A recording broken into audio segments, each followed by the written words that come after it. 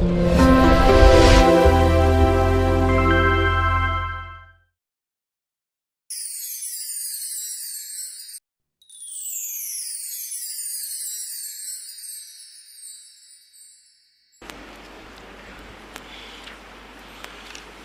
கடந்த நாட்களிலே சுத்திகரிப்புக்காக ரோமாபுரி சபையை குறித்து படித்து கொண்டு வந்தோம். நானும் இப்பொழுது அதை குறித்து பேசத்தான் நானும் ஆயத்தமாகி வந்தேன். ஆனால் இங்கே வந்த பின்பு நான் காலையில் ஒரு இடத்துல பேசின சப்ஜெக்டை கர்த்தர் சொல்லி அதை பேசுன்னு சொல்கிறாரு. அதனால் நான் அதை உங்களோட பேச விரும்புகிறேன். காலையில் பேசினதில் ஜனத்தை முதலாவது கீதரோனை தாண்ட சொல்லு. கீதரோன் நான் போன பாதை, அதை ஜனமும் என்ன செய்யணும்? போகணும். இது இந்த மாலை வேளையில் தேவனுடைய திட்டமாக இருக்கு. யோவான் 18ஆம் அதிகாரம் முதல் 2 வசனம். யோவான் 18 பின்னால கேக்குதா? யோவான் 18ஆம் அதிகாரம் முதல் 2 வசனங்கள். இயேசு இவைகளை சொன்ன பின்பு தம்முடைய சீஷருடனே கூட கெதரோன் என்னும் ஆற்றுக்கு அப்புறம் போனார். அங்கே ஒரு தோட்டம் இருந்தது. அதிலே அவரும் அவருடைய சீஷரும் பிரவேசித்தார்கள். இயேசு தம்முடைய சீஷருடனே கூட அடிக்கடி அங்கே போயிருந்தபடியினால் அவரை காட்டிக் கொடுக்கிற யூதாசும் அந்த இடத்தை அறிந்திருந்தான். இயேசு கெதரோன் என்கிற ஆற்றுக்கு அப்புறம் போனார். அவரோடு அவருடைய சீஷர்களும் போனார்கள். நாம் அவருடைய சீஷர்கள். பிதா குமாரன் பரிசுத்தாவின் நாமத்தினாலே ஞானஸ்நானம் பெற்று அவர் கட்டளையிட்ட யாவையும் அந்த உபதேசங்களை கைக்கொள்ளுகிற ஒவ்வொருவரும் அவருடைய சீஷர்கள். நீங்கள் ஒருவரில் ஒருவர் அன்பா இருந்தால் என்னுடைய சீஷர்கள் என்று எல்லாரும் அறிந்து கொள்வார்கள். அப்படியானால் நாம் இந்த புதிய ஏற்பாட்டு காலத்தின் கடைசி காலத்தில் இருந்தாலும் வேத வசனத்தின்படி வாழ வேண்டும் என்று எண்ணும் பொழுது நாம் ஒரு சீஷர். அப்படியானால் நாம் சீஷர்களாய் இருந்தால் நாம் இயேசுவோடு கூட கெதரோன் என்கிற ஆற்றுக்கு அப்புறம் என்ன செய்ய வேண்டும்? போக வேண்டும். எருசலேமிலிருந்து ஒலிவ மலைக்கு போகிற வழியில இந்த கீதரோன்கிற ஒரு ஆறு இருக்கு. அதை தாண்டி அந்த ஒலிவ மலையில அடிவாரத்தில் ஒரு தோட்டம் இருந்தது. அதுதான் கெத்சமனே தோட்டம். இயேசு எருசலேமிலிருந்து இந்த கீதரோன் ஆற்றை கடந்து அந்த ஒலிவ மலையின் அடிவாரத்தில் இருக்கிற அந்த தோட்டத்துக்கு போனார். இதிலிருந்து என்ன விளங்கிக் கொள்ளுகிறோம்? இயேசுவின் வாழ்க்கை பயணத்தில் இந்த கீதரோன் ஆற்றை கடக்க வேண்டியது தேவனுடைய திட்டமாய் இருந்தது. அப்படியானால் அவருடைய சீஷர்களும் அவரோடு கூட கடந்தார்கள். அப்படியானால் நாம் புதிய ஏற்பாட்டு சபையில் உள்ள ஒவ்வொரு தேவனுடைய பிள்ளைகளும் சீயோனாய் எருசலேமாய் மனவாட்டியாய் மாற வாஞ்சிக்கிற ஒவ்வொருவரும் நாம் கடந்து போக வேண்டிய ஒரு பாதை கெதரோன் என்கிற ஆற்றை என்ன செய்யணும்? கடந்து அப்புறம் போக வேண்டியது அவசியம். அதற்கு அப்புறம் தான் கெத்சமனே, அதற்கு அப்புறம் தான் சிலுவை பாதை. இதை கெதரோன்னு சொல்லியிருக்கு. பழைய ஏற்பாட்டில் கீதரோன் அப்படின்னு சொல்லியிருக்கு. ரெண்டு ஒன்று தான். கெதரோன் கீதரோன். கெதரோன் சொன்னா கலங்கலான அப்படின்னு ஒரு அர்த்தம், குழப்பமான என்று ஒரு அர்த்தம். இன்னொரு அர்த்தம் அரை இருளான ஒரு இடம். அப்படின்னா லேசா வெளிச்சம் இருக்கும், ஆனா இருளா இருக்கும். இந்த சாயங்காலம் 6 மணிக்கு 6:30க்கு பார்த்தீங்கன்னா எப்படி இருக்கும்? அந்தி சாயும் நேரம் லேசா ஒரு வெளிச்சம் இருக்கும். அரை இருள், பாதி இருள் பாதி வெளிச்சம், அப்படி ஒரு இடம். இந்த இடத்தை இயேசு கடந்தார். நாம் இந்த நாட்களில் குழப்பமான சூழ்நிலைகளை கடக்கணும். சுத்திகரிப்புனாலே நம்முடைய பாவத்தினால் ஏற்பட்ட குழப்பத்திலிருந்து வெளியே வருகிறதுக்கு பேர் தான் என்னது? சுத்திகரிப்பு. சுத்திகரிப்பு கூட்டம் முடிஞ்ச பிறகு நீ எப்படி இருக்க? அப்படித்தான் இருக்கேன் அப்படின்னா முடிஞ்சு போச்சு. 10 சுத்திகரிப்பு கூட்டம் என்னது? வேஸ்ட். ஒன்ன பிசாசு போட்டு கலக்கிக்கிட்டே இருப்பாங்க. அவனுடைய வேலை என்னது? கலக்கிற வேலை தான். அவனுடைய வேலையை குழப்பவாதி தான். பொய் சொல்லிக்கிட்டே இருப்பான். பொய்யனும் பொய்க்கு பிதாம். இந்த விசுவாச பாதைங்கிறது சில நேரத்தில் பிரைட்டா இருக்கும், சில நேரத்தில் எப்படி இருக்கும்? இருளா இருக்கும். அந்த நேரத்தில் நம்ம இந்த இருளை ஈஸியா கடக்கணும்னா ஆண்டவரை நோக்கி பார்த்து அந்த வெளிச்சத்தை நம்ம என்ன செய்யணும்? பெற்றுக்கொள்ள வேண்டிய. அதனால தான் யூதாஸ் போர் சேவகரோடு வரும்பொழுது பந்தங்களோடு வந்தான். வெளிச்சம் அது ஒரு இருளான ஒரு இடம். சரி, இயேசு கிறிஸ்து இந்த பாதையில போனார். இந்த பாதையை நாமும் கடக்கணும். இந்த கலங்கலான சூழ்நிலை, குழப்பமான சூழ்நிலை, இருள் சூழ்ந்த பாதை, இவைகளை கடந்து போகாத பட்சத்தில் நாம் சிலுவைக்கிட்டையும் போக முடியாது, சிலுவையை சுமக்கவும் முடியாது, சிலுவைக்கு பின்னால் இருக்கிற சிங்காசனத்தை போய் சுதந்திரிக்கவும் முடியாது. இயேசு இதை கடந்தார். ஒன்று. இரண்டாவது, தாவீதும் பெட்டியும் இந்த பாதையை கடந்தார்கள். நீ ஒரு பெட்டியானால், இல்லாவிட்டால் நீ ஒரு அபிஷேகம் பண்ணப்பட்டவனானால் இந்த பாதையை நீ என்ன செய்யணும்? கட்டாயம் கடக்கணும். 2 சாமுவேல் 15:23-24. சகல ஜனங்களும் நடந்து போகிற போது தேசத்தார் எல்லாரும் மகா சத்தமாய் அழுதார்கள். ராஜா கீதரோன் ஆற்றை கடந்தான். ஜனங்கள் எல்லாரும் வனாந்தரத்திற்கு போகிற வழியே நடந்து போனார்கள். சாதோக்கும் தேவனுடைய உடன்படிக்கை பெட்டி அவனுடனே கூட இருந்த சுமக்கிற சகல லேவியரும் வந்து தேவனுடைய பெட்டியை அங்கே வைத்தார்கள். எங்க வைத்தார்கள்? பெட்டியும் இது எதை கடக்குது? தேவனுடைய பெட்டியும் இதை கடக்குது, இந்த கீதரோன் ஆற்றை கடக்குது. தாவீதும் இந்த ஆற்றை என்ன செய்யறான்? கடக்கிறான். அபிஷேகம் பண்ணப்பட்ட ஒவ்வொரு தேவனுடைய பிள்ளைகளும் இந்த பாதையை கடக்கணும். நீ ஒரு பெட்டி, அதை மறந்துடவே கூடாது. என்ன பெட்டி? தேவனுடைய பெட்டி, உடன்படிக்கை பெட்டி, சாட்சி பெட்டி, வல்லமை விளங்கும் பெட்டி, பரிசுத்த பெட்டி. இன்னும் பல பேர் இருக்கு. சர்வ வல்லவருடைய பெட்டின்லாம், ஆண்டவருடைய பெட்டின்னு இருக்கு. நான் ஒரு 5 பாயிண்ட் சொல்லியிருக்கேன். தேவனுடைய பெட்டி அப்படின்னா நீ உன்னுடைய ஆள் கிடையாது, நீ உனக்குரியவன் அல்ல. நீங்கள் உங்களுடையவர்கள் அல்லவென்று நீங்கள் அறியீர்களா? பரிசுத்த ஆவியினுடைய ஆலயம் என்பது கர்த்தர் உங்களை கிரயத்துக்கு கொண்டாரே, கொரிந்தியர்ல பவுல் பேசுகிறார். இரண்டாவது, நீ தேவனுக்கு நீ சொந்தமான ஒரு ஆள். இரண்டாவது, நீ ஒரு உடன்படிக்கை பெட்டி. அதிலும் அப்படின்னா ஒரு விசுவாசியும் ஒரு ஊழியக்காரனும் உடன்படிக்கைக்கு உட்பட்டவன். நீங்க ஆண்டவரோட எவ்வளவு உடன்படிக்கை பண்ணிருக்கீங்கன்னு பாருங்க. பைபிள் படிக்கிறதுக்கு, ஒயிட் ட்ரெஸ் போடுறதுக்கு, காலையில இருந்து ஜெபிக்கிறதுக்கு, உபவாசம் போடுறதுக்கு, காணிக்கை செலுத்துறதுக்கு, தேவ சமூகத்துக்கு வர்றதுக்கு, விசுவாசத்தை காத்துக்கொள்வதற்கு, பரிசுத்தமான வாழ்க்கைக்கு, உண்மையாய் திவ்ய சுபாவங்களை வெளிப்படுத்தும்படியாக, பொறுமையிலே, சோதனைகளிலே, பிரச்சனைகளிலே கர்த்தருடைய அன்பிலே நிற்கும்படியாக நீங்கள் எடுத்த தீர்மானங்களில், உடன்படிக்கைகளில் நீங்கள் உண்மையாய் இருக்கிறீர்களா? மூணாவது, நீ ஒரு வல்லமை விளங்கும் பெட்டி. கர்த்தர் உன் மூலமாய் தன்னுடைய வல்லமை, சக்தி, ஜீவன் இவைகளை வெளிப்படுத்த விரும்புகிறார். நீ அப்படிப்பட்ட ஒரு ஜீவியம் செய்கிறாயா? உன் மூலமாய் கர்த்தருடைய வல்லமை வெளியே வருகிறதா? உன் மூலமாய் கர்த்தர் அற்புதங்களை செய்கிறாரா? இல்லை நீ வல்லமை இல்லாத ஒரு மனிதனாக வாழ்ந்து கொண்டிருக்கிறாயா? அடுத்து, நீ ஒரு சாட்சி பெட்டி. உன் வீட்டில், உன் குடும்பத்தில், உன் சகோதரர் மத்தியில், உன்னுடைய நண்பர்கள் மத்தியில், நீ உன்னுடைய கிராமத்தின் மத்தியில், உன்னுடைய சமுதாயத்தில், உன்னுடைய வேலை ஸ்தலங்களில், உன்னுடைய தொழில் ஸ்தலங்களில், உன்னுடைய சபையில் உன்னை குறித்த சாட்சி எப்படிப்பட்டது? நீ ஒரு சாட்சி பெட்டி. அடுத்ததாக, நீ ஒரு பரிசுத்த பெட்டி. நீ பரிசுத்தமான உன்னுடைய வாழ்வை, ஊழியத்தை, ஜீவியத்தை, மனதை, சரீரத்தை நீ காத்துக்கொள்ள வேண்டியது அவசியம். இந்த பெட்டி சாதோக்கோடு சேர்ந்து தாவீது போகும் பொழுது இதுவும் அந்த பாதை என்ன செய்தது? கடந்தது. நீ ஒரு சாட்சியுள்ள ஜீவியம் செய்வாயானால், நீ ஒரு பரிசுத்தவானாய் வாழ விரும்புவாயானால், உடன்படிக்கையில் உண்மையுள்ளவனாய் இருப்பாயானால், நீ தேவனுக்கு சொந்தமானவன் என்கிற அறிக்கை ஒத்துக்கொள்ளுதல் உனக்குள்ளே இருந்து அந்த தன்மையில நீ இருந்தால் நிச்சயமாய் நீ இதை கடக்க வேண்டும். கீதரோன் ஆற்றை தாவீது கடந்தான். எப்படி கடந்தான் தெரியுமா? எப்படி கடந்தான்? அழுது அழுது கடந்தான். கண்ணீரின் பாதை அது. ஜனங்கள் எல்லாரும் அழுதார்கள். தாவீது காலில் செருப்பு போடுறது கூட டைம் இல்லாம வெறுங்காலால் நடந்தான்னு பைபிள் சொல்லுது.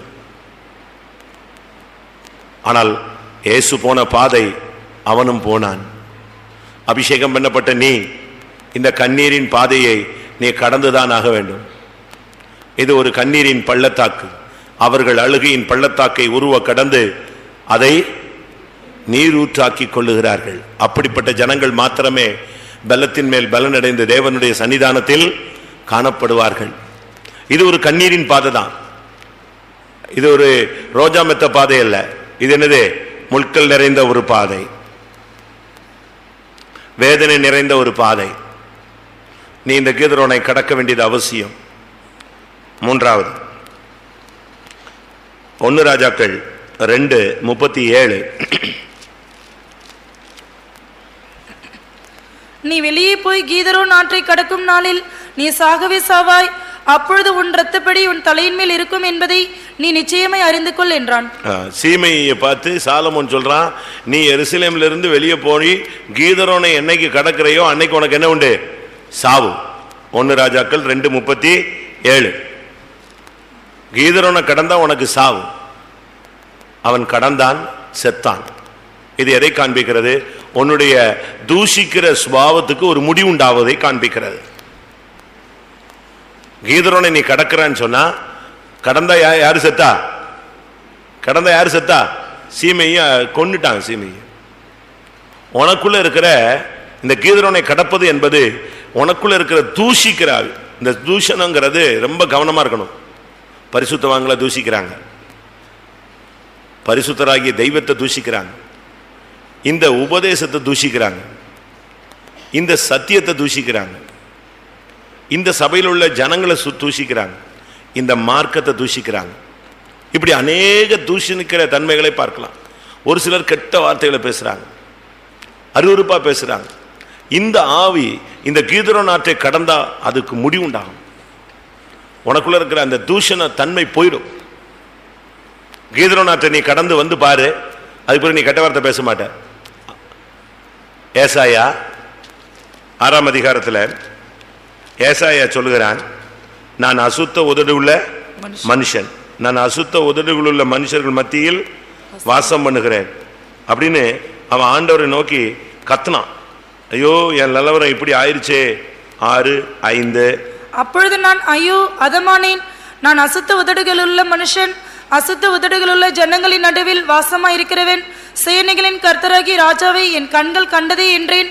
அவனுடைய உதடு அசுத்தமாக இருந்தது, தூஷணம் பேசக்கூடிய ஒரு தன்மை இருந்தது.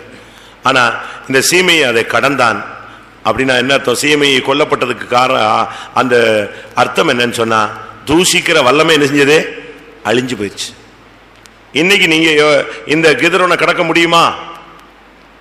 உனக்குள்ள இருக்கிற போராட்டமான சுபாவங்களுக்கு ஒரு முடிவு உண்டாகணும். கெட்ட வார்த்தை பேசுறதை நிப்பாட்டுங்க, மரியாதை இல்லாத வார்த்தைகளை நிப்பாட்டுங்க, சுத்தம் இல்லாத வார்த்தையை நிப்பாட்டுங்க, கனவீனமான வார்த்தைகளை நிப்பாட்டுங்க, குறை சொல்லுகிற வார்த்தையை நிப்பாட்டுங்க, மற்றவர்களை அற்பமாய் பேசுகிற வார்த்தைகளை நிப்பாட்டுங்க, மேட்டிமையான வார்த்தைகளை நிப்பாட்டுங்க. இதுக்கெல்லாம் ஒரு முடிவு உண்டாக்க வேண்டிய ஒரு நேரம் வந்து விட்டது. 2 ராஜாக்கள் 23:4. 2 ராஜாக்கள் 23:4. பின்பு ராஜா பாகாலுக்கும் விக்கிரத்தோப்புக்கும் வானத்தின் சகல சேனைகளுக்கும் பண்ணப்பட்டிருந்த சகல பனிமுட்டுகளையும் கர்த்தருடைய ஆலயத்தில் இருந்து புறம்பாக்கு பிரதான ஆசாரியனாகிய இல்க்கியாவுக்கும் 2ஆம் வகுப்பில் உள்ள ஆசாரியர்களுக்கும் வாசல் காக்கிறவர்களுக்கும் கட்டளையிட்டு அவைகளை எருசலேமுக்கு புறம்பாய் கீதரோன் வெளிகளில் சுட்டெரித்து அவைகளின் சாம்பலை பெத்தேலுக்கு கொண்டு போக பாகாலுடைய விக்கிரத்தை பனிமூட்டை அதை எல்லாத்தையும் கீதரோன் வெளிகளில் சுட்டெரிக்க சொன்னான். கீதரோன்ல நீ வந்து கீதரோனுக்கு அப்புறம் வந்தாதான் எதை சுட்டெரிக்க முடியும்? பாகாலின் வல்லமைகளை சுட்டெரிக்க முடியும். பாகால்னா என்ன அர்த்தம்? உரிமையாளர்னு அர்த்தம். உரிமையாளர், ஓனர். உனக்கு உன் மேல யார் ஓனர்? உன்னை கட்டுப்படுத்துறது யாரு? உன்னை ஆளுகை செய்யறது யாரு? எனக்கு நான் பேசணும்னு நினைக்கல, நான் பேசிடுறேன், ஏதோ ஒண்ணு எனக்குள்ள போராடுது. யாரு அது? உன்னை வேற ஒரு ஆள் உரிமையாளராக என்ன செய்யறான்? உன் மேல அவன் கண்ட்ரோல் வைக்கிறான். ஏசாயா 26:13. எங்கள் தேவராகிய கர்த்தாவே, உம்மை இல்லாமல் வேறே ஆண்டவன்மார் எங்களை ஆண்டார்கள். அதான், இதுதான் வேற நம்ம ஆளுகை செய்கிற அந்நிய சக்தி. உனக்கு உரிமையாளர் யாரு? உன்னுடைய உரிமையாளர் யாரு? உன்னுடைய எஜமான் யாரு? இயேசு. இல்லைன்னு சொன்னா அவன் உரிமை பாராட்டுவான். நீதான் எனக்கு சொந்தம், நான் உன்னை விட மாட்டேன்னு சொல்லுவான். சில பிசாசு பாருங்க, துரத்தி பாருங்க, நான் இத்தனை வருஷம் இருந்திருக்கேன், விட மாட்டாங்க. எசேக்கியேல் 21:27. அதை கவிழ்ப்பேன் கவிழ்ப்பேன் கவிழ்ப்பேன், உரிமைக்காரனானவர் வருமட்டும் அது இல்லாதிருக்கும், அவருக்கே அதை கொடுப்பேன் என்று கர்த்தராகிய ஆண்டவர் சொல்லுகிறார். உரிமைக்காரனானவர் வரப்போகிறார். யார் அந்த உரிமையாளர்? ஆண்டவராகிய இயேசு. அவர்தான் எஜமான், அவர்தான் அதிபதி, அவர்தான் எல்லாவற்றுக்கும் எல்லாம். இந்த உரிமை, இந்த பாகாலின் விக்கிரகத்தை உடைச்சாங்க, நொறுக்கி அந்த கீதரோன் வெளியில கொண்டு போய் சுட்டரிச்சிட்டாங்க, தீ வச்சு கொளுத்திட்டாங்க. கீதரோன் நாட்டுக்கு அப்புறம் போகிறதுன்னு அர்த்தம் என்னன்னா, உனக்குள்ள இருக்கிற அந்நிய உரிமைகள் எல்லாம் என்ன செய்யணும்? அந்நிய உரிமைகள் எல்லாம். இப்ப பாருங்க, ஒரு சிலர் எல்லாம் கார் வச்சிருக்காங்க, ஆனா கார்ல இவங்க பேர் இருக்காது, இவங்க பேர் சும்மா பேருக்கு தான் இருக்கும். யார் பேர் இருக்கும்? பேங்க்ல ஓனர்ஷிப் யார் வச்சிருப்பா? இவங்க சும்மா ஓட்டிக்கிட்டு இருப்பாங்க. ஓனர்ஷிப் அவன் வச்சிருப்பான். ஹைபோத்திகேஷன் போட்டு யார் வச்சிருப்பா? பேங்க் வச்சிருப்பான். அதே மாதிரி இன்னைக்கு அநேக விசுவாசிகளுக்கு உரிமையாளர் யாரு? அவன் வச்சிருக்கான் கண்ட்ரோல். அதனால தான் வியாதி, பலவீனம், பிரச்சனை, குழப்பம் இது உண்டாகிட்டே இருக்கு. அதனால தான் ஆண்டவர் பார்த்தாரு, பாகாலின் இந்த வல்லமை உரிமை தன்மையை புடுங்கி சுட்டரிக்க சொன்னார். உன் மேல அந்நிய வல்லமைகள் இனிமேல் ஆதிக்கம் செலுத்த கூடாது, அந்த இடத்துக்கு நீ வரணும். உனக்கு உரிமையாளர் ஆண்டவராக இயேசு மாத்திரமே. அடுத்ததாக 2 நாளாகமம் 15:16.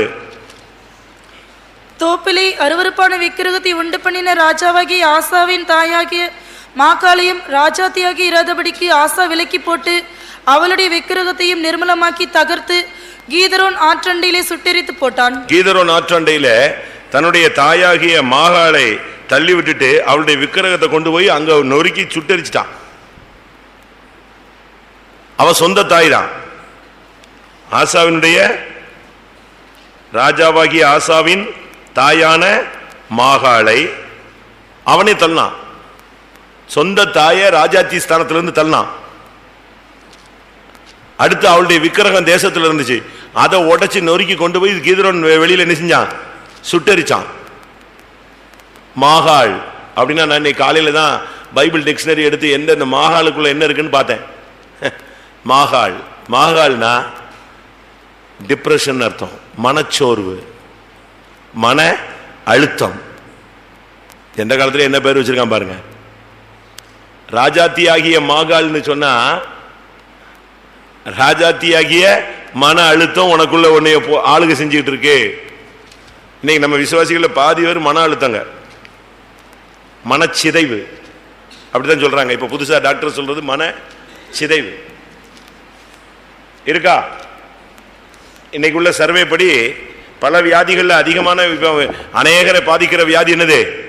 டிப்ரெஷன் தான். வேலை இல்லை, அது ஒரு அழுத்தம். கடன், அது ஒரு அழுத்தம். வியாதி, அது ஒரு அழுத்தம்.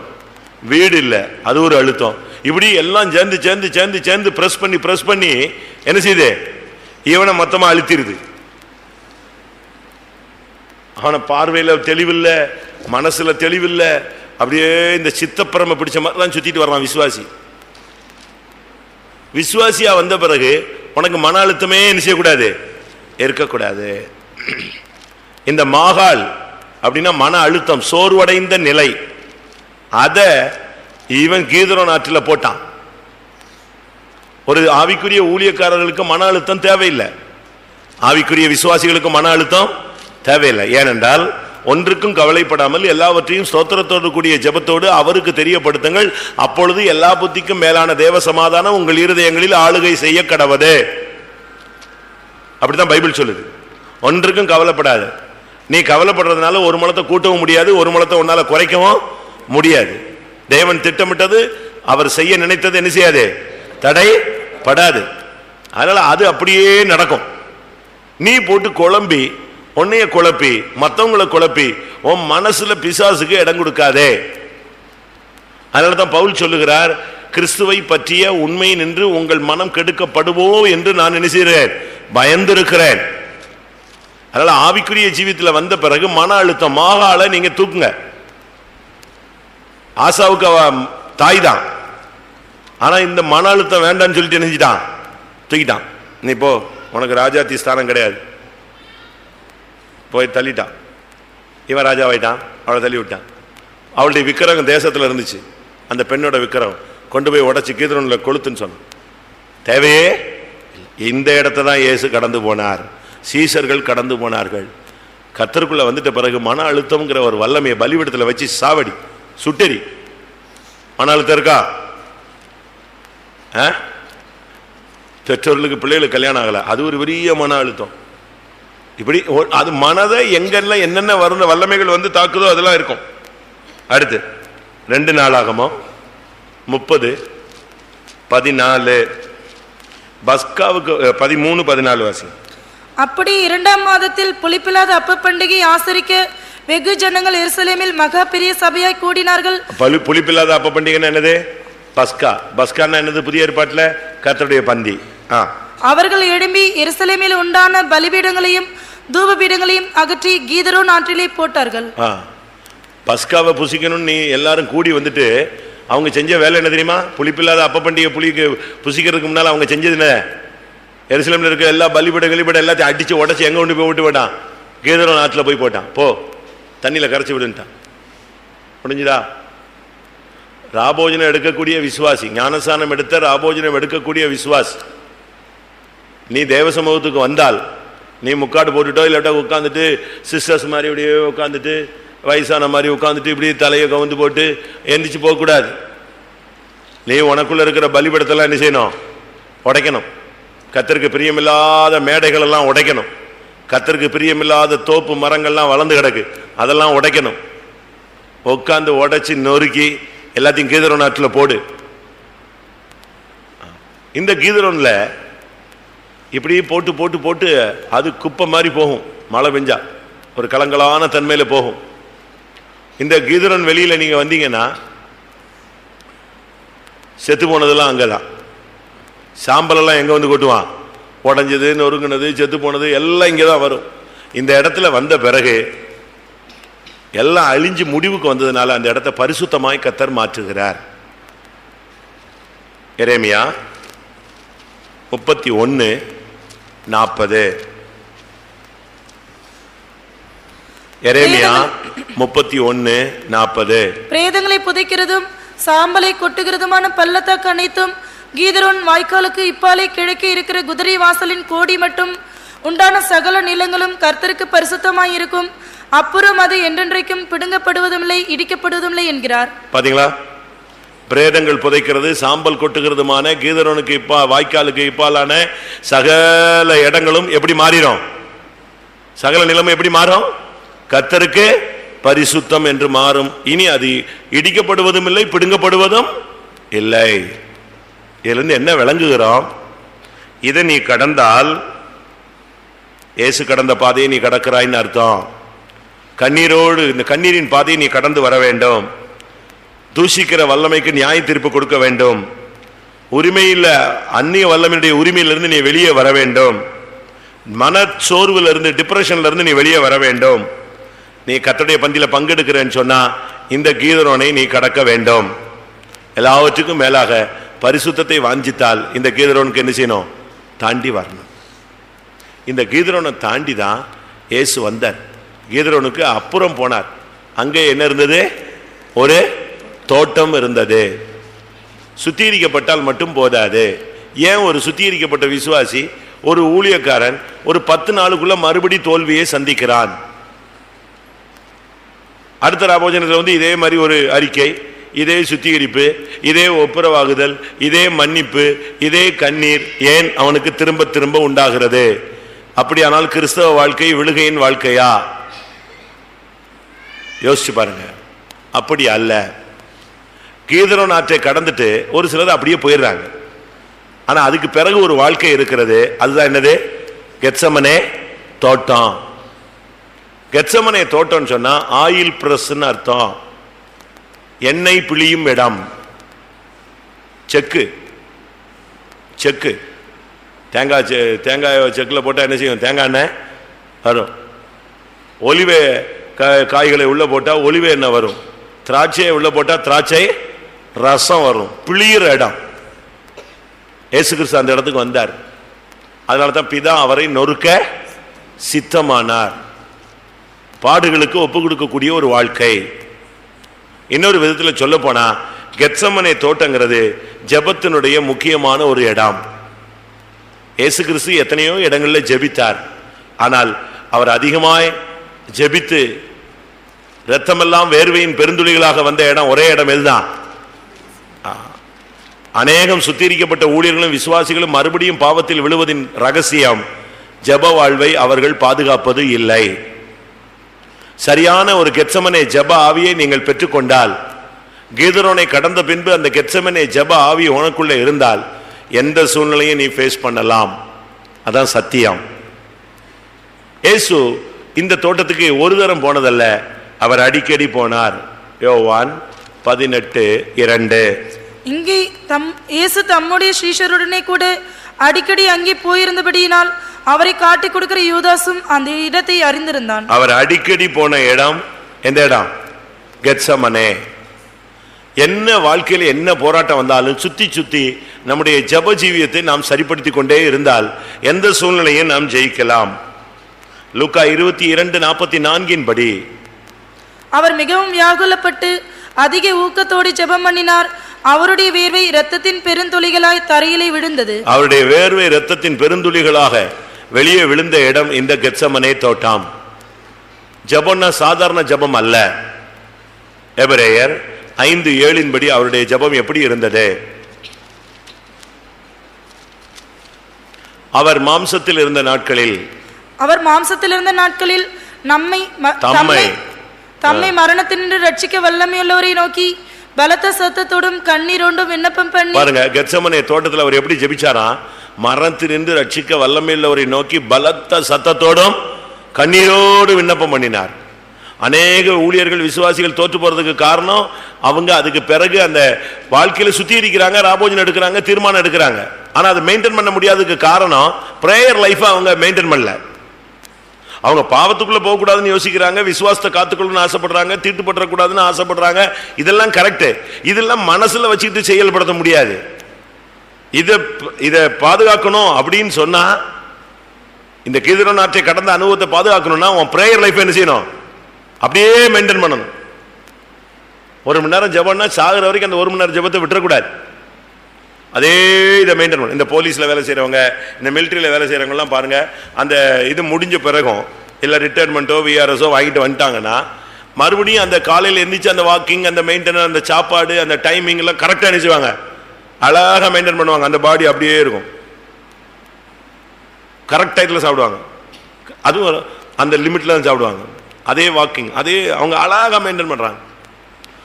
அதனால அவங்களுக்கு வியாதி கிடையாது. அவங்க மிலிட்டரியில் இருந்த மாதிரியே அப்படியே கட்டமைப்பாக இருப்பாங்க. நம்முடைய வாழ்க்கையில் நம்ம கீதரோனை கடந்துறோம். இப்படி ஒரு பிரசங்கம் கேட்ட உடனே, யாராவது சொன்ன உடனே, வருஷம் ராபோஜனை வச்ச உடனே சோத்திரம் சோத்திரம் சோத்திரம்னு கடந்துரும். ஆனால் அதுக்கு பிறகு அதை மெயின்டைன் பண்ணுறதில்ல. மெயின்டைன் பண்ணணும்னா ஜப ஜீவியத்தை மெயின்டைன் பண்ணணும். உன்னுடைய ஜப வாழ்வு கரெக்டாக இருந்துச்சுன்னா உன் வாழ்க்கையில் மறுபடி தோல்வி வராது. இயேசு கிறிஸ்து அடிக்கடி இந்த இடத்துக்கு போனார். மார்க் 14:32. பின்பு கெத்செமனே எண்ணப்பட்ட இடத்திற்கு வந்தார்கள். அப்பொழுது அவர் தம்முடைய சீஷர்களை நோக்கி, அவர் கெத்செமனே இடத்துக்கு வந்தார். லூக்கா 22:39. பின்பு அவர் புறப்பட்டு வழக்கத்தின்படியே ஒலிவமலைக்கு போனார். எங்க போனாரு? வழக்கத்தின்படியே ஒலிவமலைக்கு போனார். இந்த கெத்செமனே போறது அவருக்கு வழக்கம், அது ஒரு பிராக்டிஸ். டைம் கிடைச்சுதா டெய்லி அவர் எங்க போயிடுவாரு? கெத்செமனே போயிடுவார். நீங்க இன்னைக்கு ஒரு சுத்திகரிப்புக்குள்ள வர்றீங்க, பஸ்காவை ஆசரிக்க போற ஒரு கூட்டத்தார் நம்ம எல்லாரும். இன்னைக்கு நீ ஒரு முடிவு எடுக்கணும்.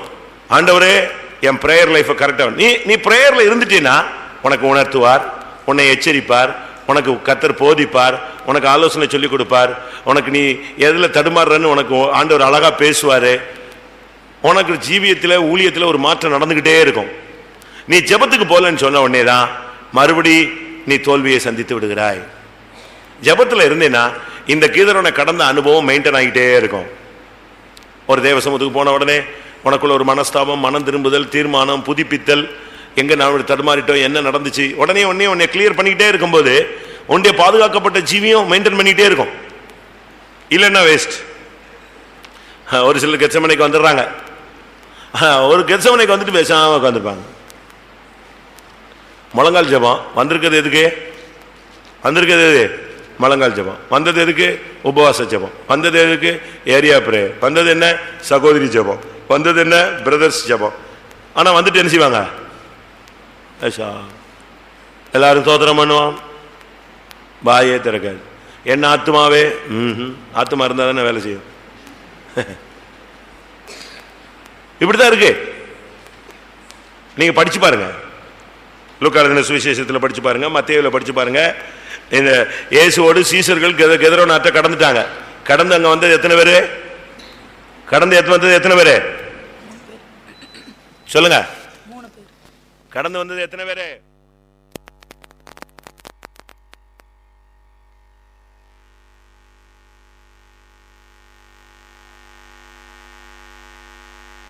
அப்படித்தானே? வந்தது 11 பேர். 11 பேர்ல 8 பேரை கர்த்தர் பார்த்து சொன்னாரு, கெத்செமனே தோட்டத்துக்கு வந்தாச்சு, நீங்க இங்க கொஞ்ச நேரம் உட்கார்ந்துருங்க அப்படின்னு சொல்லிட்டு பேதுரு, யோவான், யாக்கோபை கூப்பிட்டு கொண்டு கொஞ்ச தூரம் போய் என்ன செஞ்சாரு? துக்கப்படவும் வியாகுலப்படவும் தொடங்கினார். அவங்கள அங்க இருக்க சொல்லிட்டு ஜெபிக்க சொல்லிட்டு அவர் எங்க போனாரு? இன்னும் சற்று அப்புறம் போய் ஜெபம் பண்ணினார், முகங்குப்புறம் விழுந்து ஜெபித்தார். இப்ப கெத்செமனே தோட்டத்தில் வந்துட்டு இந்த டீம் என்ன செஞ்சிட்டு இருக்கு? உட்கார்ந்துருங்கள். உட்கார்ந்தே இருப்பாங்க, அவங்க ஜெபம் பண்ண மாட்டாங்க. அவருக்கே தெரியும் இந்த டீம் ஒன்னும் தேராது. வாசிங்க. அவர் கெத்செமனே தோட்டத்தில் வந்துட்டு என்ன சொன்னார்? லூக்கால வாசிங்க, எங்கனாலும் பாருங்க, டக்குன்னு எடுங்க. லூக்கா 22, மத்தேயுல எடுங்க, மார்க்ல எடுங்க, எல்லா இடத்துலயும் இருக்கு.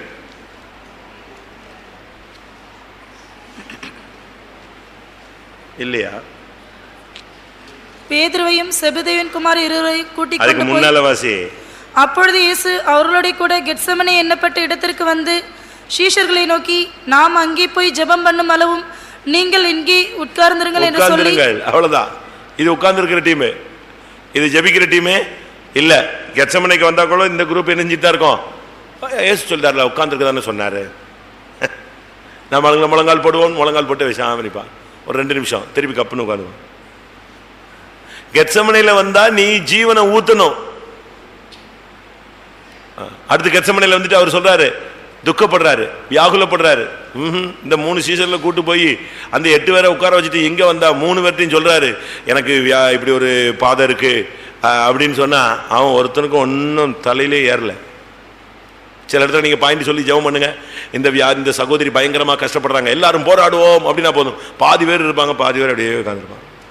அந்த சகோதரி படுற கஷ்டமும் புரியாது, வியாதி சுகமாகணும்னு இவனுக்கு என்ன செய்யாது, மண்டல ஏறவேறாது. பார்த்துருக்கீங்களா அப்படி ஆளுங்களே? பார்த்துருக்கீங்களா? இல்ல நீங்க அப்படி இருந்திருக்கீங்களா எங்கேயாவது? என்ன எந்த ஜெபத்திலையாவது யாருக்காவது ஜெபிக்கும் போது அப்படியே பிடிச்சு வச்ச மாதிரி உட்கார்ந்துருப்பாங்க. இயேசு தாம் படுற பாடுகளை குறித்து ஷேர் பண்றாரு, துக்கப்படுறாரு, வியாகுலப்படுறாரு. மரணத்துக்கு ஏதுவான என் ஆத்மா மரணத்துக்கு ஏதுவான துக்கம் கொண்டிருக்கிறதுங்கிறாரு. இவன் 3 பேரும் அப்படியே கண்ணு அப்படியே மிதக்கிறான் தூக்கத்துல. யாரு? பேதுரு, யோவான், யாக்கோபு. வந்து சொல்றாரு, 1 மணி நேரம் விழிச்சிருக்க கூடாதா? 1 மணி நேரம் என்னோடு கூட விழித்திருக்க கூடாதா? சோதனைக்கு உட்படாதபடி ஜெபிக்க கூடாதா? பரிதபிக்கிறார். அதனாலதான் கெத்செமனே நீ வர்றது பெருசு அல்ல பிரியமானவர்களே. கெத்செமனேல நீ வந்து முழங்கால நின்று ஜீவனை ஊத்தணும். பரிசுத்த ஜீவியன்னா சும்மா கிடைக்காது. இயேசு பரிசுத்த சபையை உண்டாக்குறதுக்கு ரத்தத்தை சிந்தினார். நீ பரிசுத்தத்துக்காக நீயும் ரத்தத்தை என்ன செய்யணும்? சிந்தனும், விலைக்கரையும் செலுத்தணும். உன் கையெடுப்பு அந்திப்புலியாய் மாறணும், உன் விண்ணப்பம் ஒரு தூபமா மாறணும், உன் முழங்கால் ஒரு பலிபீடமா மாறணும். பரிசுத்தத்துக்காக நாம் இந்த நாட்களில் திறப்புல நிக்கணும், அழணும். ஆண்டவரே என் சிந்தையை தூய்மையாக்கும், என் பேச்சை சரியாக்கும், நான் என்னை பிதாக்களாய் மாற்றும். ஆண்டவருடைய சமூகத்தில் நீ போராடணும், ஜீவனை கொடுத்து மன்றாட வேண்டிய ஒரு காலம். சும்மா பரிசுத்தம் சும்மா கிடைச்சிடாது. பரிசுத்தத்துக்காக இயேசு ஒரு பெரிய விலைக்கரையை செலுத்தி இருக்கிறார். இந்த கீதரோனை தாண்டி இந்த கெத்செமனே பிரேயர் லைஃப் நீ மெயின்டைன் பண்ணினா நடக்கிற சம்பவம் என்ன தெரியுமா? நீ தோத்து போகாம இருக்கணும்னா உனக்கு எல்லாத்தையும் கர்த்தர் வெளிப்படுத்துவார். எல்லாத்தையுமே கரெக்டா டிட்டோவா அப்படி சொல்லுவார்.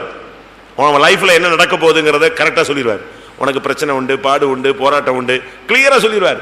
இல்ல ஆத்துமாக்களை தரப்போறேன், அற்புதம் நடக்க போகுது, பிசாசு அழிக்கப்பட போறான், உன் குடும்பத்துக்கு விரோதமான வல்லமை விழும், அற்புதம் நடப்பிப்பேன், நியாயம் தீர்க்க செய்ய போறேன், கர்த்தர் சொல்லுவார். யோவான் 18:4. நீ சரியாக கீதரோனை கடந்து சரியான விதத்திலே கெத்செமனே லைஃபை நீ பிரேயர் லைஃபை மெயின்டைன் பண்ணி பாரு, உனக்கு ரகசியங்கள் வெளிப்படுத்தப்படும். உன் புத்திக்கும் அறிவுக்கும் எட்டாத காரியங்களை கர்த்தர் உனக்கு அறிவிப்பார். வாசிங்க. இயேசு தமக்கு நேரிட போகிற எல்லாவற்றையும் அறிந்து எதிர்கொண்டு போய் அவர்களை நோக்கி, ஸ்லோவா வாசிங்க. இயேசு தமக்கு நேரிட போகிற எல்லாவற்றையும் அறிந்து, இயேசு தனக்கு நேரிட போகிற எல்லாவற்றையும் அறிந்தார். அதான் முக்கியம். ஜெப லைஃப் நீங்க பிரேயர் லைஃப் மெயின்டைன் பண்ணி பாருங்க, உனக்கு கர்த்தர் அப்படியே அழகா பேசுவார். ஒரு சிலருக்கு மாத்தி மாத்தி சொப்பனம் வரும், அப்படிலாம் இல்ல. அது பழைய ஏற்பாட்டுல. புதிய ஏற்பாட்டுல நேருக்கு நேர் கர்த்தர் என்ன நடக்க போகுது, இப்படித்தான் இப்படித்தான் உனக்கு தெளிவா பேசுவார். பவுல் சவுலாக இருந்து ரட்சிக்கப்படும் போது கர்த்தர் சொல்லுகிறார், அவன் என் நாமத்தின் நிமித்தம் எவ்வளவாய் பாடுபட வேண்டும் என்பதை நான் அவனுக்கு காண்பிப்பேன். பழைய ஏற்பாட்டுல தான் உனக்கு மாத்தி மாத்தி. இன்னைக்கு உலகத்துல சொல்லுவாங்க, ஒரு வீட்டு தீரிஞ்ச மாதிரி பார்த்துச்சுன்னா உடனே அந்த வீட்டுல கல்யாணம் நடக்குமா? உலகத்துல அந்த வீட்டுல பிள்ளையே இல்லை, எப்படி கல்யாணம் நடக்கும்? அந்த சொப்பனம் சொல்லுங்களேன், சொல்லுங்க. அந்த வீட்டுல பிள்ளையே இல்லை, எப்படி கல்யாணம் நடக்கும்? ஒரு சில வீடுகளில் கல்யாணம் நடந்த மாதிரி இருக்கும். அப்படின்னா என்னவா, யாரோ செத்து போறாம்மா. அன்னைக்கு ஒருத்தருக்கு எனக்கு போன் பண்ணி, இப்படி ஒரு சொப்பனம் பார்த்தேன். அடப்பாவி, நீ இன்னும் இந்துல இருந்தே வெளியே வரலையா? ஐயோ, நான் உன்னை விசுவாசிலாம் நினைச்சேன். போன வாரம் ஒரு ஆள் ஃபோன் பண்ணி, கெட்ட கெட்ட சொப்பனமா வருது, என்னென்ன கல்யாணமா நடக்கிற மாதிரி பார்த்து, நல்லது தானே நடக்குது அப்படின்னா, ஐயா உங்களுக்கு தெரியாதா, கல்யாணம்னு பார்த்தா வீட்டில் செத்து போயிடுவானா? ஓஹோ, அப்போ நீ இன்னும் இந்துல இருந்து வெளியே வரல, நீ கிறிஸ்தவன் இல்லைல்ல, நீ இன்னும் எங்க இருக்க? இது பழைய ஏற்பாட்டில் ஒரு பெரிய கொளுத்த மாடு இருந்தது, ஒரு நோஞ்சா மாடு இருந்துச்சு. நோஞ்சா மாடு கொளுத்த மாடு விழுங்கிருச்சுன உடனே யோசேப்பு சொன்னா 7 வருஷம் செழிப்பு, 7 வருஷம் பஞ்சம்னா. அது அன்னைக்கு கரெக்ட். புதிய ஏற்பாட்டில் இந்த கதை மறைமுகமெல்லாம் வேண்டாம். அனனியாவை கூப்பிட்டு சொன்னாரு, நீ நேர்த்தெரு என்ற இடத்துக்கு போ, அங்க ஒருத்தன் கண்ணு தெரியாம படுத்திருக்கான், அவன் தலையில கை வை, நான் அவனை என்ன செய்ய போறேன், சந்திக்க போறேன். இயேசுவுக்கு கெத்செமனே தோட்டத்தில் கிளியர் பண்ணிட்டாரு. இந்த நீ போகிற தன்னுடைய குமாரனுக்கு சொல்லிட்டாரு, இப்ப வருவான், பிடிபட போகிறாய், அங்க போன உடனே உனக்கு இத்தனை விசாரணை, 6 விசாரணை. நைட்டு 11:00 இருந்து காலையில 11:30 உனக்கு 6 விசாரணை நடக்கும். உன்னை இத்தனை அடி அடிப்பாங்க, ஒரு அடிக்கு 200 இடத்துல பிச்சு ரத்தம் வரும். எல்லாம் கிளியரா சொல்லிட்டார். ரைட்டு ரைட்டு ரைட் ரைட், ஒத்துக்கிறேன், வாங்கிக்கிறேன். மனுஷரால் தள்ளப்படுவீர், புறக்கணிக்கப்பட்டவராயிருப்பீர், உன்னுடைய முகம் அந்த கேடா மாறும். இதெல்லாம் நீங்க செஞ்சாதான் உன் மூலமா மகனே நான் மனுக்குலத்தை மீட்க முடியும். ரைட். இது போல உங்க வாழ்க்கையில நம்முடைய ஊழியத்தில் என்ன நடக்குன்னு கர்த்தர் உனக்கு தெளிவா வெளிப்பார். பிரேயர் லைஃபை மெயின்டைன் பண்ணி பாரு, கர்த்தர் உன்கிட்ட பேசாம இருக்க மாட்டார். ஒன்று. இரண்டாவது, தனக்கு நேரிட போகிறதை அறிந்து இயேசு எழும்பி வெளியே வந்தார். வெளியே வந்தா யார் வந்துட்டா? மத்தேயு 18:5, சாரி யோவான் 18:5. அவருக்கு அவர்கள் பிரதித்திரமாக, நசரேயனாகிய இயேசுவை தேடுகிறோம் என்றார்கள். எல்லாவற்றையும் அறிந்து எதிர்கொண்டு போய் அவர்களை நோக்கி அவர் கேட்கிறார், யாரை தேடுகிறீர்கள்? ஃபேஸ் பண்றாரு பாருங்க. ஓடல, சீசர்கள் அவ்வளவு ஓடிட்டான். ஜெபிச்சவனு தூங்கிட்டு இருந்தவன், அறகுறையா கேட்டு கதை கேட்டுட்டு இருந்தவன் எல்லாருமே நெஞ்சாச்சே. இப்ப தூக்கம்லாம் இல்லை, எல்லாம் விழுந்து ஒரே ஓட்டம். ஏசு சொன்னார், நான் தான்பா, இவங்களெல்லாம் விட்டுருங்க, ஓடுறவனை விடு, போட்டும், போறவன் போட்டுன்னு சொன்னார். எல்லாம் ஓடிட்டான். இப்ப தூக்கம் வராது. ஆனா என்ன நடந்துச்சு தெரியுமா?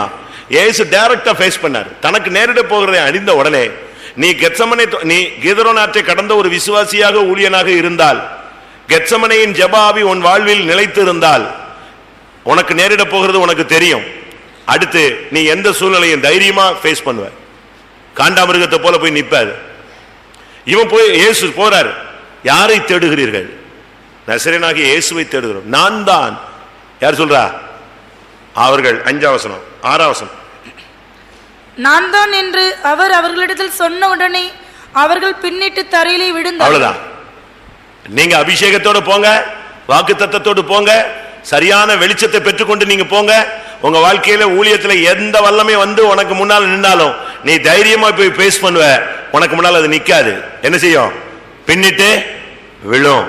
விசுவாசிக்கிறீங்களா? உனக்கு முன்னால எந்த வல்லமை, நீ உயிரோடு இருக்கும் நாளெல்லாம் ஒருவனும் உனக்கு முன்பாக எதிர்த்து நிற்பது இல்லை. ஆனா நீ கீதரோன் ஆற்றை கடக்கணும். கெத்செமனே வாழ்க்கையை பயிற்சி வைக்கணும். தேவனிடத்திலிருந்து நல்ல ஒரு வெளிப்படுத்தல் கைடன்ஸை நடத்தி பெற்றுக்கொள்ளணும். எந்த சூழ்நிலையை எதிர்க்கக்கூடிய சிங்கம் போல, எதிர்க்கும் பின்னடையான சிங்கம் போல விசுவாசத்துல நீ நிக்கணும். அப்படி நின்றால் உனக்கு விரோதமான வல்லமை நிக்காது, நிச்சயமாய் விழும். எல்லாரும் கண்களை மூடுவோம். இன்னைக்கு கர்த்தர் சபையை பார்த்து சொல்றார், நானும் என் சீசர்களும் கீதரோன் ஆற்றை கடந்தோம். சபை ஜனங்களை கீதரோன் ஆற்றை கடக்க சொல். நானும் என் சீசர்களும் கெத்செமனே தோட்டத்தில் இருந்தோம். என்னுடைய ஜனத்தையும் ஜெப ஜீவியத்தில் கட்டி எழுப்ப சொல். ஆமென். அப்பொழுது அவர்களுக்கு நேரிட போகிறதை நான் வெளிப்படுத்துவேன். அவர்கள் எந்த சூழ்நிலையை எதிர்த்து நிற்பார்கள். அவருக்கு முன்பாக நிற்கிற வல்லமைகள் பின்னிட்டு தரையிலே விழும். இந்த கெத்செமனே தோட்டத்தில் ஒரு தூதன் இறங்கி இயேசுவை பலப்படுத்தினான். இந்த கூட்டத்தில் பரிசுத்த ஆவியானவர் இறங்கி உன்னை பலப்படுத்துவார். விசுவாசிக்கிறவர்கள் கண்களை மூடி முழங்கால் போடுவோம். கொஞ்ச நேரம். இது 8வது கூட்டம். ஒரு அனல் பற்றி எறிய வேண்டிய நேரம், தீர்மானம் எடுக்க வேண்டிய நேரம், தேவனோடு நெருங்கி வர வேண்டிய நேரம், கர்த்தர் உன்னை தொட வேண்டிய நேரம். உன் வாழ்க்கையில ஒரு பெரிய மாற்றத்தை அவர் சம்பவிக்க செய்யும்படியாக உன்னை கொண்டு வந்திருக்கிறார். யாரும் கண்ணை திறக்காதீங்க. பைபிள் எல்லாம் மூடி ஒதுக்கி வச்சிருங்க. முழங்கால போட்டுருங்க. செத்தாலும் பரவாயில்ல.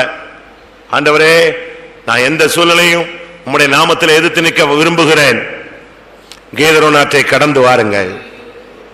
தூஷிக்கிற ஆவி, குறை சொல்ற ஆவி, குற்றம் சொல்ற ஆவி, அற்பமாய் பேசுகிற ஆவி, மரியாதை இல்லாமல் பேசுகிற ஆவி இன்னைக்கு நியாயம் தீர்க்கப்படட்டும். நீ அபிஷேகம் பெற்றவனானால் கண்ணீரோடு இந்த கண்ணீரின் பாதையை நீ கடந்து வர வேண்டும். அழுகையின் பள்ளத்தாக்கை உருவ நடந்து அதை நீரூற்றாக்கி கொள். பாகாலின் வல்லமைகளை உடைத்து எறியுங்கள். எந்த அந்நிய வல்லமையும் உன் மேல உரிமை பாராட்டக்கூடாது. இயேசுவே சொல்லணும், நீ என்னுடைய சொத்து, நீயே என்னுடைய பங்கு, என் பிரியமே நீ என்னுடையவன் என்னுடையவள் என்று கர்த்தர் உன்னுடைய தன்னுடைய உரிமையை நிலைநாட்டட்டும். இயேசுவின் நாமத்தில் மன அழுத்தங்களை பலிபீடத்தில் வையுங்கள். ராபோஜனை எடுக்கிறவர்கள் கீதரோனுக்கு வாருங்கள். சுத்திகரிப்புக்கு ஒப்பு கொடுங்கள். ஆமென். இன்றைக்கு இந்த சுத்திகரிப்பின் மூலமாய் உன்னுடைய ஆவி, ஆத்துமா, சரீரம், உன்னுடைய வீடு, உன்னுடைய ஊழியம், நீ தங்கி இருக்கிற இடம், உன்னுடைய சொத்து, உன்னுடைய சுகங்கள், உன்னுடைய பிசினஸ் எல்லாம் கர்த்தருக்கு பரிசுத்தமாய் மாறட்டும். இன்றைக்கு உன்னுடைய ஜெப ஜீவியத்துக்கு ஒரு எழுப்புதல், ஒரு விளக்கு ஏற்றப்படட்டும். உன்னுடைய வாழ்க்கையில ஜெபத்தை நீ மெயின்டைன் பண்ணுவேன்னு ஒரு தீர்மானம் எடு. கர்த்தர் உன்னோடு பேசுவார், ரகசியங்களை பேசுவார். ஆமென். உனக்கு உன்னுடைய அறிவு கெட்டாத, புத்தி கெட்டாத ரகசியங்களை, காரியங்களை உனக்கு அறிவிப்பார். எந்த சூழ்நிலையை கண்டு நீ பயப்படாதே. ஆவியானவர் உன்னை பலப்படுத்துவார். நான் தான் என்று தைரியமாய் சத்தியத்துக்காக நில்லு. உனக்கு விரோதமான வல்லமை பின்னிட்டு விழட்டும். ஹல்லேலூயா. உன் ஊழியத்தை விட்டு அந்த அந்நிய வல்லமை விலகட்டும். உன் குடும்பத்தை விட்டு அந்த வல்லமை விலகட்டும். உன் சரீரத்தை விட்டு அந்த வல்லமை விலகட்டும்.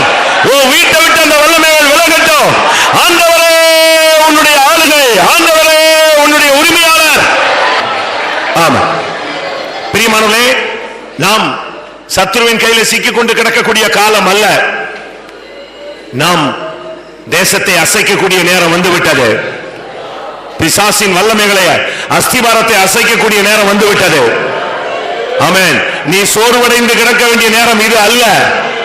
மன அழுத்தத்துக்கு, டிப்ரெஷனுக்கு இடம் கொடுக்க வேண்டிய நேரம் இது அல்ல. இது எழுப்புதலின் காலம். எழும்பு கர்த்தரின் புயமே, நீ எழும்பு. பூர்வ நாட்களை போல எழும்பு. கர்த்தருக்காக எழும்பு. இன்னும் கொஞ்ச நேரம் தான். ஹல்லேலூயா. ஆமென். எதையும் எதிர்க்கக்கூடிய வல்லமையோடு நீ திரும்பி போக வேண்டும். எந்த வல்லமையும் உனக்கு முன்னால நிற்க கூடாத அளவு நீ தேவனிடத்திலிருந்து பலத்தை பெற்று நீ திரும்பி செல். நீ இந்த ஹாலை விட்டு வெளியே போகும்போது எந்த வல்லமையும் உனக்கு முன்னால நிற்க கூடாது. எல்லாம் பின்னிட்டு விழ வேண்டும். விசுவாசிக்கிறேன். நாம் இப்பொழுது கெத்சமனே தோட்டத்தில் இருக்கிறது போல நான் விசுவாசிக்கிறேன். இப்ப இந்த கெத்சமனே தோட்டத்தில் நீ உட்கார்ந்து இருக்கிறியா? வேதனை புரியாம நீ உன் டைமை பாஸ் பண்ணிக்கிட்டு இருக்கிறியா? இல்ல தேவதூதன் தேவனுடைய வல்லமை உன்னை இறங்கி பலப்படுத்தி கொண்டிருக்கிறதா?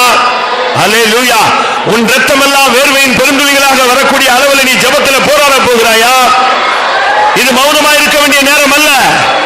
இது ஒரு கெத்சமனே தோட்டம். அல்லேலூயா. போராடு, ஜெபத்தில் போராடு.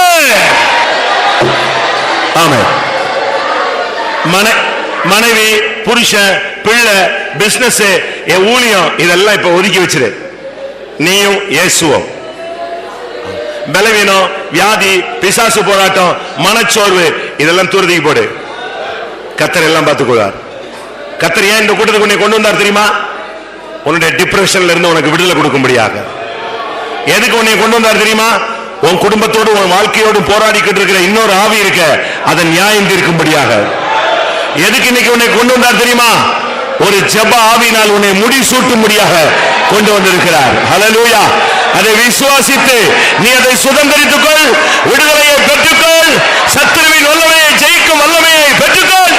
ஹல்லேலூயா, ஹல்லேலூயா. ஆமென். எனக்கு என் மனசு அப்படி பரிதபிக்குது. நீங்க இந்த கூட்டத்துல மௌனமா இருக்கிறத பார்த்தா எனக்கு பைத்தியம் முடிச்ச மாதிரி இருக்கு. இது ஒரு நல்ல நேரம். இன்னைக்கு நீ ஜெயிச்சிட்டேன்னா உன்னை எந்த வல்லமையும் தொட முடியாது. இது சும்மா முழங்கால நிக்கிற நேரமும் அல்ல, சும்மா மௌனமா இருந்து அல்லேலூயா போட்டுட்டு இருக்கிற நேரமும் அல்ல, வெறும் ஸ்தோத்திரம் பண்ணிட்டு நிக்கிற கூட்டமும் அல்ல.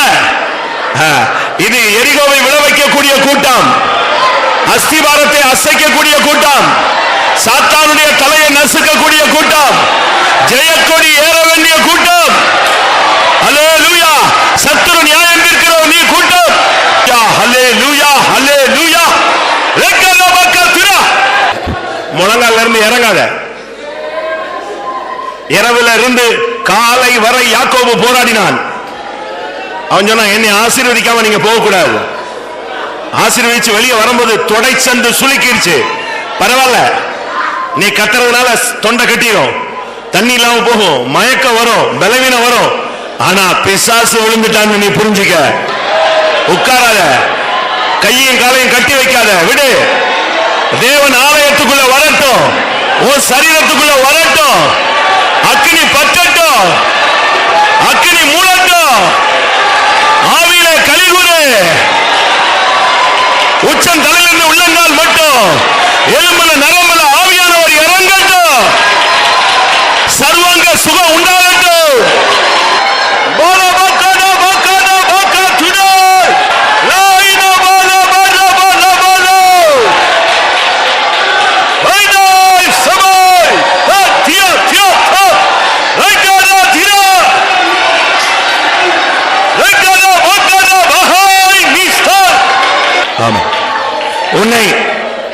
உன்னை இதுவரை சத்துரு மேற்கொள்ளாததற்கு காரணம் என் நாமம் உன் நெற்றியில் எழுதப்பட்டிருந்தது. நான் உன்னை பெயர் சொல்லி அழைத்திருக்கிறேன். இன்றைக்கு என்னுடைய சன்னிதானத்தில் நீ போராடி கொண்டிருக்கிறபடினால் நான் என்னுடைய புதிய நாமத்தை உன் நெற்றியில் எழுத போகிறேன். ஆமென். ஷலபக ரபக துரமானியா ரக்கபானியா ரபக துரா ஐனாலியஸை ரமிக ரபக துரா திரா திரா திரா திராரியா ரக்கத பக திரா ரக்கத பக திரா. எல்லா பாத்திரங்களும் நிரம்பும் பொழுது உங்க பாத்திரத்தை நீட்டுங்க. கர்த்தர் உன் பாத்திரத்தை நிரப்புவார். அநேகருடைய பாத்திரம் நிரம்பி வழிகிறது. உன் பாத்திரம் மாத்திரம் நிறைவா இல்லாமல் ஏன் துக்கத்தில் இருக்கிறாய்? கர்த்தர் உன்னை நிரப்புவார். ஆமென். உன்னுடைய வாழ்க்கையில் ஒரு பெரிய அற்புதம் நடக்க போகிறது. ஆவியானவருக்கு மாத்திரம் இடம் கொடு. அவர் உன்னை கரத்தில் எடுக்கட்டும். அபிஷேகத்துக்கு இடம் கொடு. அவர் உன்னை மறுரூபப்படுத்தட்டும். கர்த்தர் உன் பாவத்தை மன்னித்தார். உன் பாவத்தின் தோஷத்தை மன்னித்தார். தன்னுடைய இரத்தத்தினால் உன்னை கழுவி இருக்கிறார். இப்பொழுது அவர் உன்னோடு பேசிக் கொண்டிருக்கிறார். உன் மூலமாய் கர்த்தர் கிரியை செய்ய போகிறார். நீ ஏன் மௌனமாய் இருக்கிறாய்? கர்த்தரை துதி. ஆமென். சீயோனே நீ ஆர்ப்பரி, எருசலேமே நீ கம்பீரி. ஹல்லேலூயா. இன்னும் சில நிமிடங்கள் ஹல்லேலூயா கர்த்தருடைய வல்லமையால் நிரப்பிக் கொள்ளுங்கள்.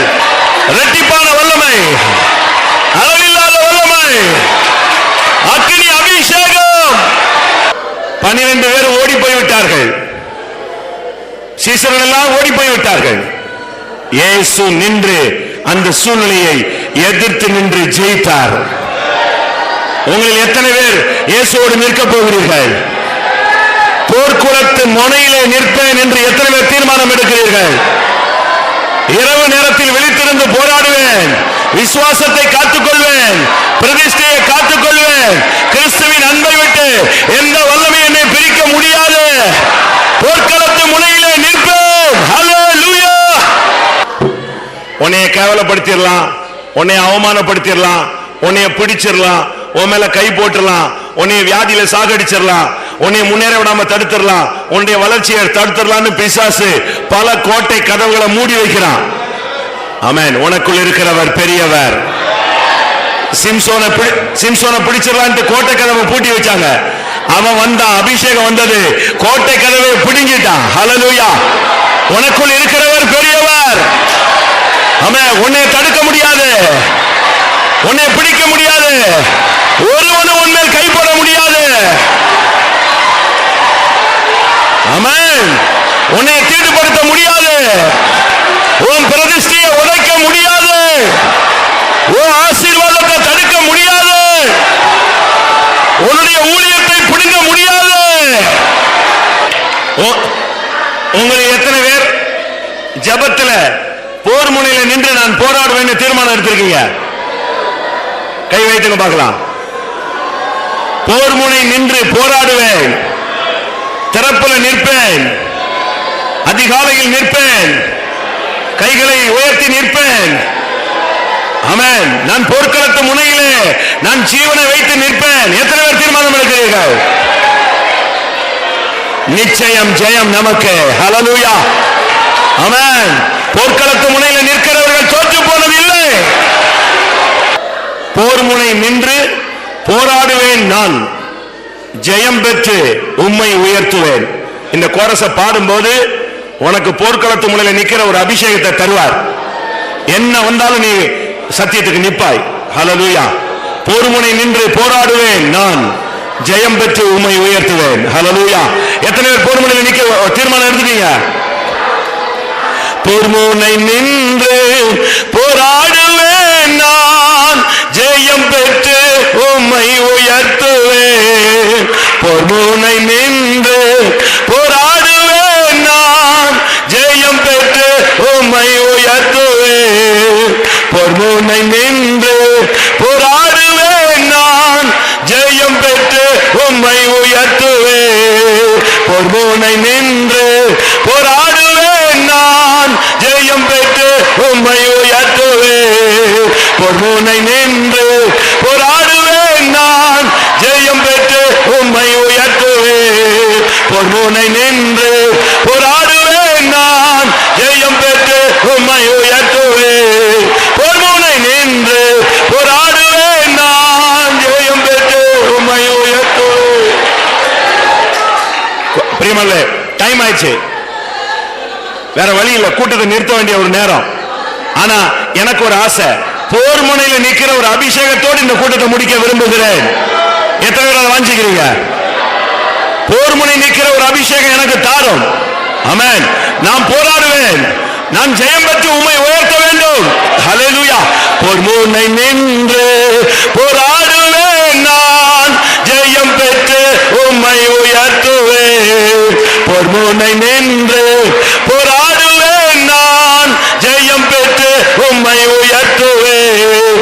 போர் முனை நின்று போராடுவேன், நான் ஜெயம் பெற்று உம்மை உயர்த்துவேன். போர் முனை நின்று போராடுவேன், நான் ஜெயம் பெற்று உம்மை உயர்த்துவேன்.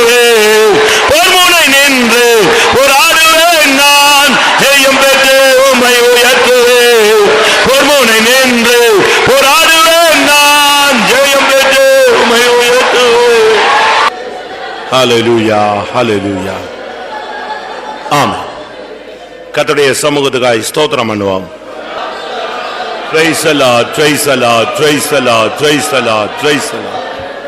இந்த நாட்களை சுத்திகரிப்பின் நாட்களாய் கர்த்தர் நமக்கு தந்து நேரத்தையும் சமயத்தையும் கர்த்தர் கடன் நமக்கு கொடுத்து ஆண்டுடைய சன்னிதானத்தில் வந்து ஒன்று கூட நம்மை சுத்திகரித்து பரிசுத்த ஸ்தலத்துக்கேற்ற ஒரு சுத்தாங்கத்தை அடையக்கூடிய ஒரு வாய்ப்பை சபையாகிய நமக்கு, ஊழியர்கள் விசுவாசிகளாகிய நமக்கு தேவன் கிருபையாய் தந்தார். அதற்காக ஸ்தோத்திரம் பண்ணுவோம். இயேசுவோடு கூட கீதரோன் ஆற்றை கடக்கவும் கெத்சமனே தோட்டத்தில் வந்து ஒரு ஜெபத்தின் அனுபவத்தை தேவ சமூகத்தில் பிரதிஷ்டை பண்ணிக்கொள்ளவும் கர்த்தர் இந்த மாலை வேளையில நமக்கு அருள் செய்தபடினால ஸ்தோத்திரம் பண்ணுவோம். ஆம், எந்த சூழ்நிலையை எதிர்த்து நிற்கத்தக்கதான ஒரு அபிஷேகம், போர் முனையின் அபிஷேகத்தை தேவன் நமக்கு தந்தார். அதற்காக ஸ்தோத்திரம் பண்ணுவோம். ஜெயத்தின் அபிஷேகத்தை தந்தார். அதற்காக ஸ்தோத்திரம் பண்ணுவோம்.